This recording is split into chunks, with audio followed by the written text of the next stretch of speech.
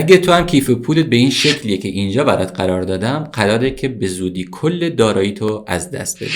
متاسفانه خیلی ها بدون آموزش اومدن کیف پول نصب کردن و طی چند روز کل دارایی که توش داشتن و از دست دادن، چه دارایی‌هایی که واریز کردن و چه ایردراپ هایی که پاداش گرفتن. برای همین تصمیم گرفتم این ویدیو تهیه کنم که آموزش نصب و استفاده از کیف پول تونکیپر رو کامل بهت توضیح بدم و جاهایی که احتمال داره شما اشتباه کرده باشین و بهتون بگم. اگه این خطا رو انجام دادین سریع برطرف کنین که داراییتون محفوظ باشه.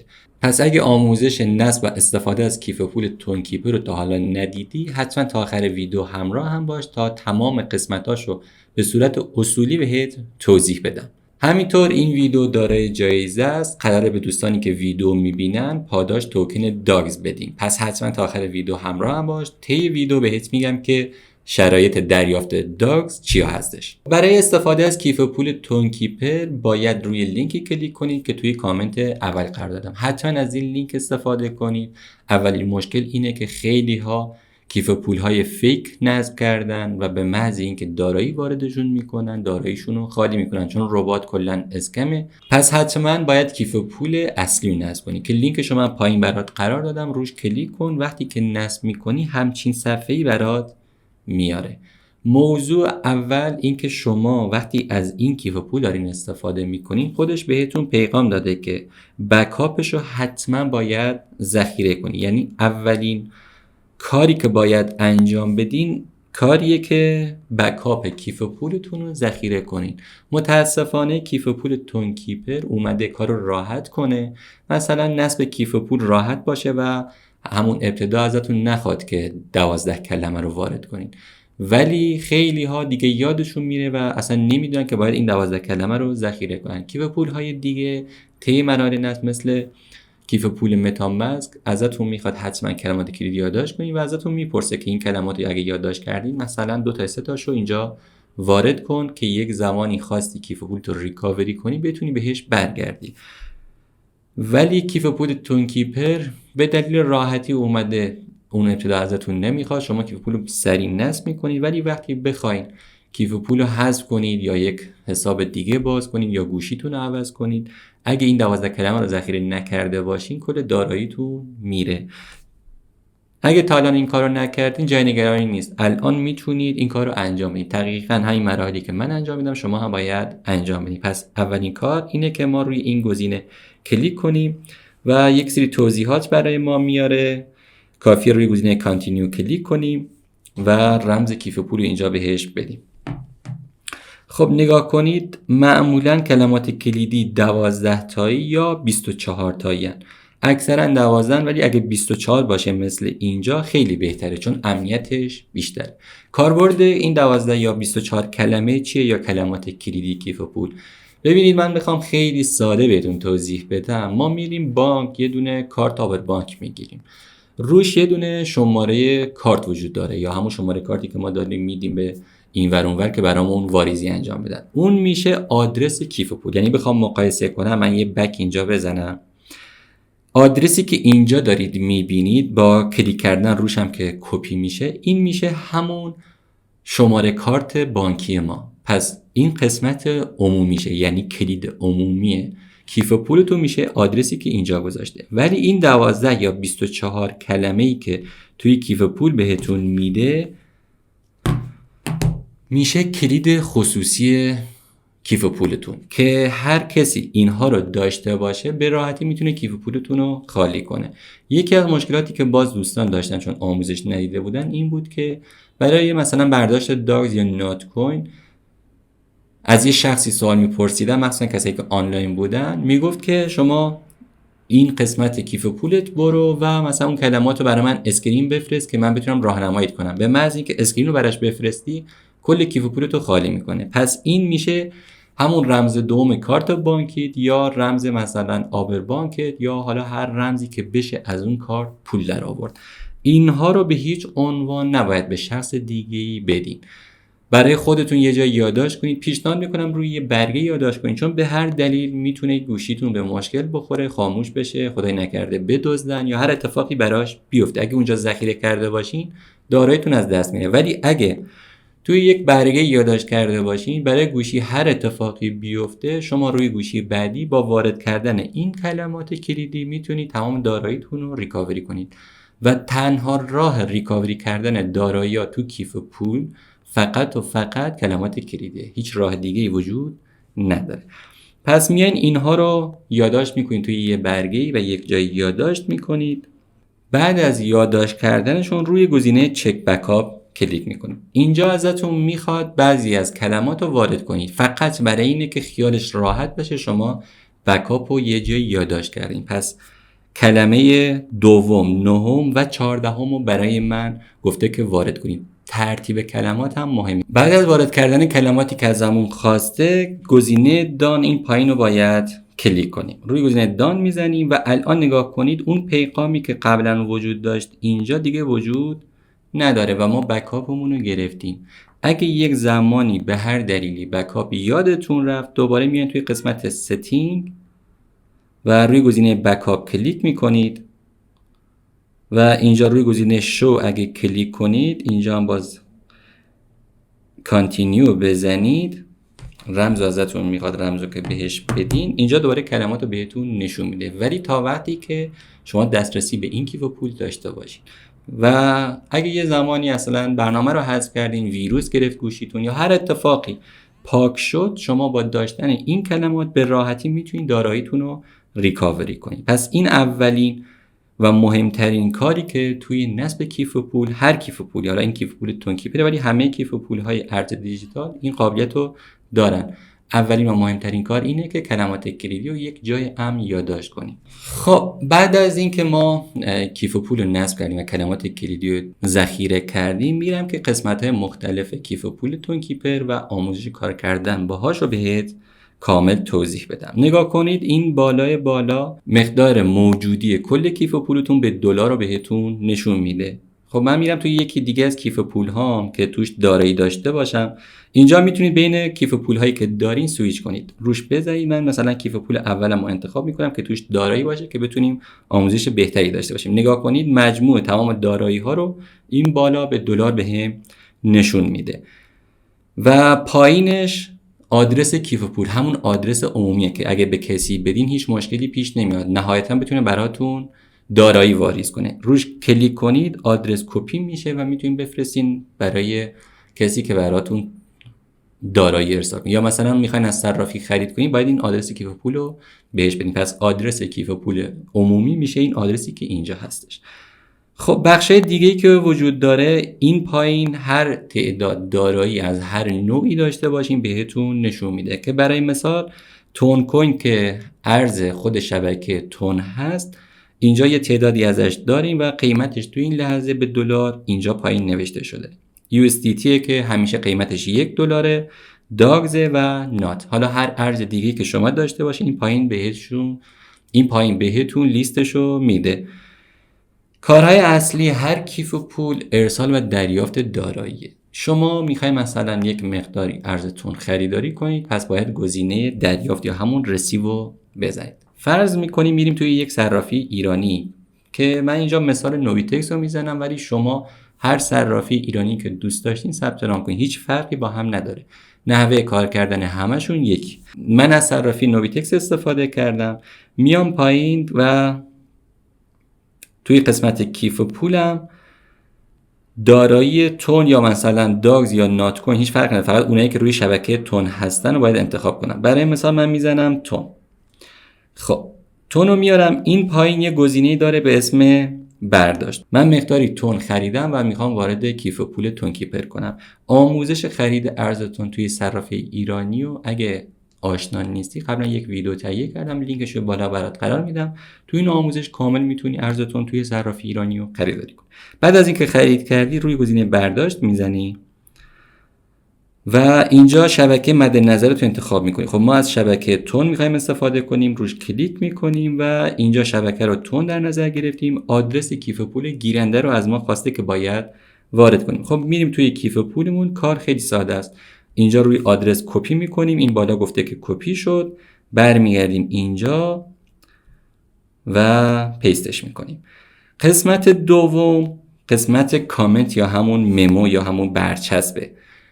شما وقتی بخواین از صرافی به کیف پولتون انتقال بدین، خب ممو نداره چون کیف پول مال خود شماست و هیچ تگی روش نیست. ولی بخواین از کیف پول به صرافی انتقال بدین، باید ممو وارد کنین، مگر اینکه بخواین از صرافی به صرافی بزنین. برای مثال میخواین از صرافی نوبیتکس به یک صرافی خارجی مثلا بایننس انتقال بدین، توی صرافی مقصد اونجا یک ممو بهتون میده که الان ما میخوایم از کیف پول به صرافی انتقال بدیم. این اتفاق برامون میفته که کامل بهتون توضیح میدم. ولی چون از صرافی میخوایم به کیف پول انتقال بدیم، ممو فعلا نداریم. اینجا هم بیشترین رو میزنیم و اینجا هم برداشت رو میزنیم.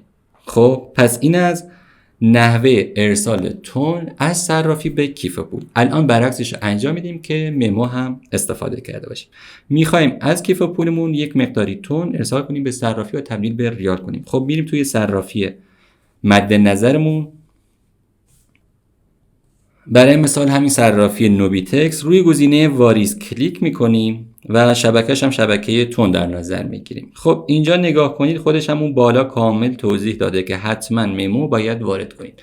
دلیلش هم اینه که خب صرافی یه دونه کیف پول داره و تعداد زیادی از افراد میان بهش دارایی ارسال میکنن. چطوری میتونه تشخیص بده که کدوم مال کی بوده؟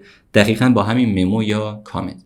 هر شخص یک کلید خاص خودشو داره توی صرافی و وقتی شما اونو وارد میکنید، اون صرافی تشخیص میده که واریز از سمت کدوم کاربر بوده. پس بخوایم از کیف پول به صرافی انتقال بدیم، باید اول اینجا آدرس صرافی یا آدرس کیف پول صرافی رو کپی کنیم، بیایم توی کیف پولمون و اینجا روی گزینه سند کلیک کنیم و اینجا کافیه که پیستش کنیم و قسمت دوم کامنته. توی قسمت کامنت خود صرافی میاد یک آیدی به ما میده، نگاه کنید این پایین هستش. اینجا خودش نوشته کامنت. پس این کامنت رو کپی میکنیم و میایم توی کیف پولمون اینجا واردش میکنیم. اگه کامنت رو وارد نکنیم خیلی سخت میشه که به صرافی ثابت کنید که شما واریزی انجام دادین. باید تیکس آیدی بفرستین و پشتیبانش صحبت کنید، معمولا چندین روز طول میکشه و کلی داستان. پس حتما کامنت رو وارد کنید. بعدش روی گزینه کانتینیو میزنید.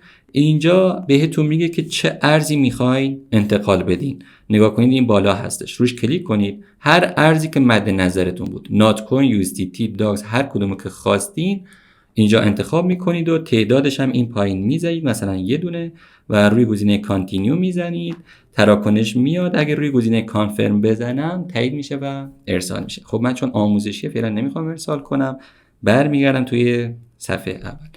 این دوتا کار اصلی هر کیف پول که ارسال و دریافت دارایی، این دوتا رو توضیح دادم. سعی کردم به ساده ترین روش توضیح بدم که همه استفاده کنم. خب همونطور که ابتدای ویدیو هم خدمتتون گفتم، این ویدیو و ویدیوهای بعدی کانال قراره که داگز پاداش بدیم و به دوستانی که ویدیو میبینن قراره که جایزه بدیم. کافیه که فقط کلمه‌ای که این پایین نوشته شده، یعنی کلمه تون کوین رو ارسال کنی به آیدی تلگرامی که باز این پایین برات نوشتم. پس تون کوین رو ارسال کن به این آیدی و در اولین فرصت توی کانال بهتون اطلاع رسانی میکنیم و به دوستان پاداش میدیم. برگردیم سراغ آموزش کیف پول تون کیپر. جاهای مختلف دیگه رو بهتون توضیح بدم که بتونید استفاده کنید. یکی از قسمتایی که کیف پول تون کیپر داره قسمت هیستوریه. یادتون باشه زمانی که ما خواستیم از کیف پول ارسال کنیم به صرافی، بهتون گفتم اگه ممو یا همون تگ یا همون کامنت رو وارد نکنین خیلی سخت میشه به صرافی بگین که شما واریزی انجام داشتین. ولی حالا به هر دلیلی هر اتفاقی افتاد و خواستین تراکنش‌های قبلیتون رو ببینین، میرید توی هیستوری و فرض میکنید الان این نیم تون رو من ارسال کردم به صرافی. صرافی به من میگه که تیکس آیدی رو به هم بده. کافیه که روی هیستوری توی قسمت همون تراکنش کلیک کنین، این پایین ترانزکشن رو کلیک کنید، میره توی سایت. لینک این سایت که این بالا هست و میتونید روی این سه نقطه بزنید و گزینه کپی رو اگه بزنید کپی لینک، تیکس آیدی یا لینک تراکنش کپی میشه و میتونید به صرافی بفرستین که بررسی کنه که آره شما از کیف پولتون به این صرافی انتقال داشتین.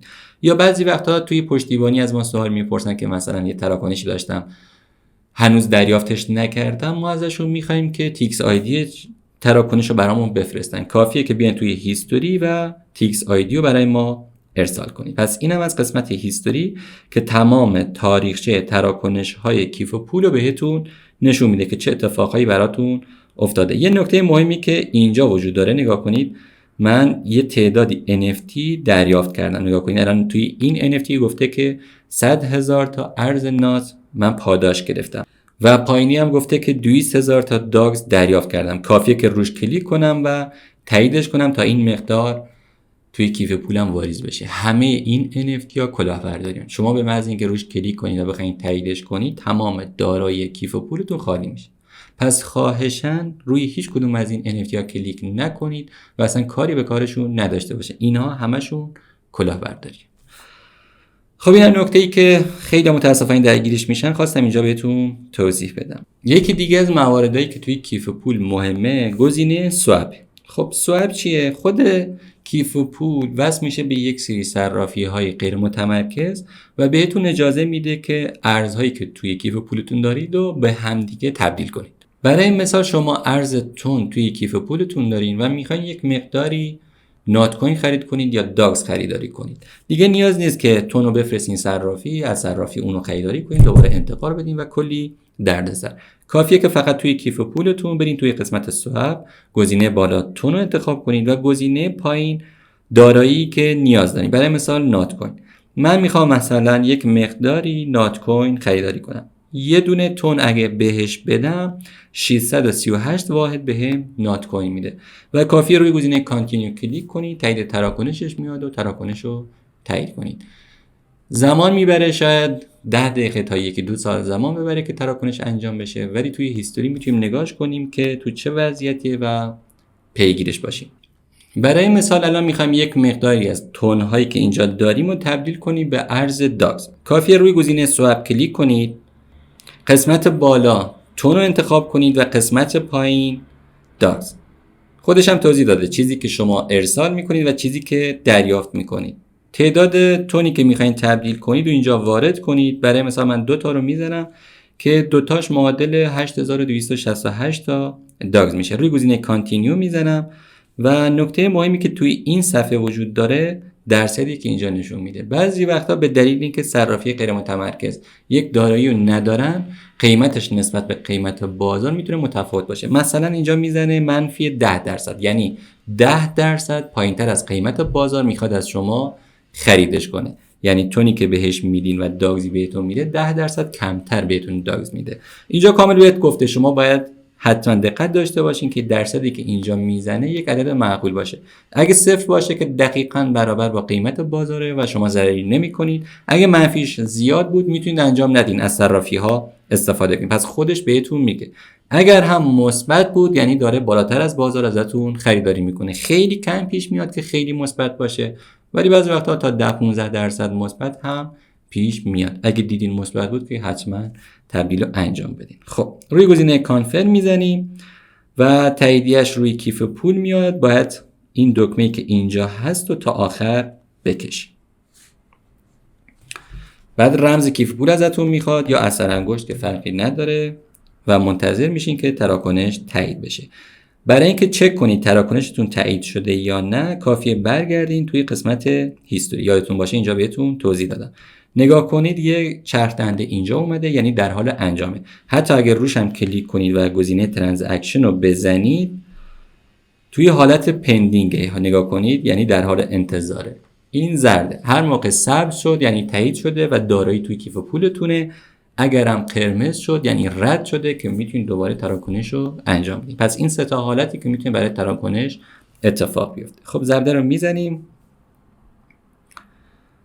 و برمیگردیم توی کیف پولمون. و قسمت آخر قسمت استیک. شما اگه دارایی داشته باشین، مثلا تون میخواین 2 سال 3 سال نگهداریش کنید، میتونید اینجا استیکش کنید. استیک کردن دقیقاً مثل پول نگه داشتن توی بانک. توی ایران شما میگن یک مقداری ریال رو توی بانک نگهداری میکنید و سالانه مثلا 20 تا 24% بهتون ریال میدن. اینجا هم دقیقاً به همین شکله. شما یک مقداری ارز تون، نات کوین یا داگز دارین و میدونید که تا 1-2 سال آینده قرار نیست که نقدش کنید یا بفروشیدش. برای همین میایین اینجا استیکش میکنید، امانت میدین به کیف پول و بابتش سالیانه بهتون پاداش میده که نگاه کنید گفته به صورت سالیانه من 2.5% بهتون پاداش میدم. شاید درصدش تو ذهن ما خیلی پایین باشه چون ما تو ایرانیم و تورممون معمولا بالای 30-40% سالیانه است. اگه 24% هم بانک بهمون بده باز پولمون یه مقداریش رفته. ولی اینجا شما فرضاً 100 تا تن دارین و میدونین یک سال آینده هم استفاده ازش ندارین. خب اینجا نگهداری میکنید، آخر سال 102.5 واحد تن کوین دارین. قیمت تن کوین احتمالاً بالا رفته، قیمت دلار بالا رفته و خب یه تعدادی هم به تن هاتون اضافه شده. خیلی به صرف است چون دارایی دلاریه و سودتون هم دلاری محوره. ولی اگه میدونید که قراره به زودی بفروشید یا بهش نیاز داشته باشین، به هیچ عنوان اینجا استیکش نکنید چون معمولا یه مدتی باید نگهداری کنید. بعضی وقتا 1 ماه، بعضی وقتا 2 ماه داراییتون قفل میشه و نمیتونید تا اون تایم برداشتش کنید. پس اگه بهش نیاز دارین به هیچ عنوان از استیک استفاده نکنید. آخرین چیزی که میمونه و باید بهتون توضیح بدم، اینجا نگاه کنید یه باتری داره، روش کلیک میکنیم. روی باتری که کلیک کنید میتونید با پرداخت هر کدوم از توکن هایی که این پایین هست شما کیف پولتون رو شارژ کنید. شارژ کردن کیف پولم به این دلیله شما اگه یک زمانی ارز تن توی کیف پولتون نداشتین میتونید از شارژ کیف پولتون استفاده کنید. ولی برای حتی شارژ کردن اولیه کیف پول هم باید تن داشته باشید. پس روی گزینه مثلا تن میزنید. اینجا میگه که شما اگه بخواید 400 تا شارژ بگیرین باید یه دونه تن به من بدید. اگه 250 باشه اینقدر و اگه 150 و اینقدر. پیشنهاد نمی‌کنم از این استفاده کنید ولی اگه دوست داشتین میتونید یک از این گزینه‌ها رو انتخاب کنید و روی گزینه کانتینیو بزنید و پرداختش رو انجام بدین که کیف پولتون شارژ بشه. خیلی ضروری نیست. من خودم تن نگهداری میکنم و تراکنشامو با تن پرداخت میکنم. ولی اگه زمانی خواستین استفاده کنید فقط خواستم بهتون توضیح بدم و آموزشش رو بدم. یه چیز جالبی که کیف پول تن و اکثر کیف پول ها دارن اینه که شما اگر روی این قیمتی که اینجا هست یعنی تعداد دارایی که تو کیف پول دارین کلیک کنید میبینید که کل داراییتون ستاره میشه و نمایش نمیده. دلیل این کار اینه که شما یه جایی مثل بنده میخواین آموزش بدین یا کیف پول رو نشون یکی بدین ولی نمیخواین داراییتون اون شخص ببینه. کافیه که روی این ستاره بزنید و دیگه موجودیتون هاید میشه و کسی نمیتونه نگاش کنه. و اگه خواستین دوباره برگردونید روی 3 ستاره کلیک کنید دوباره برمیگرده. این یه امکانی که کیف پول ها میذارن مخصوصا برای کسی که میخوان آموزش بدن.